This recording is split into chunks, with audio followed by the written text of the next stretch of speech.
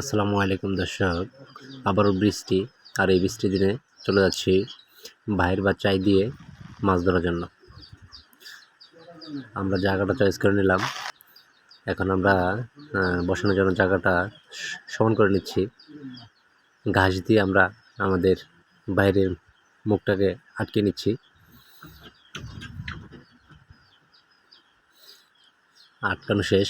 এখন আমরা ফাইনালি জায়গাটাকে প্রস্তুত করে খুঁটা দিয়ে, যাতে ভারী বৃষ্টি হলে অতিরিক্ত ঢলে আমাদের বাইরটা ভেসে না যায়, এই জন্য একটু ভালো করে বেঁধে দিচ্ছি।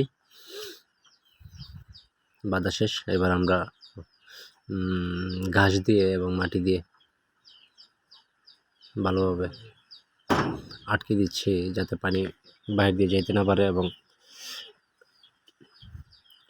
আমাদের বাইরের আশেপাশে কোনো নিচ দিয়ে কোনো ফাঁক আছে কিনা এটা দেখার জন্য আমরা ফাঁকগুলো বন্ধ করে নিচ্ছি। আমাদের ফাঁক বন্ধ করা শেষ। ফাইনালি আমরা আমাদের বাইরটা পাতা শেষ করে ফেললাম, ডান। পরের দিন সকালে আমরা আবার চলে আসছি বাইর তোলার জন্য। দেখছেন প্রচুর পানি, আমাদের বাইরের আশেপাশে মাটিগুলা পানির স্রোতে ভেসে গেছে। দেখা যাক আমরা কী পরিমাণ মাছ পেলাম।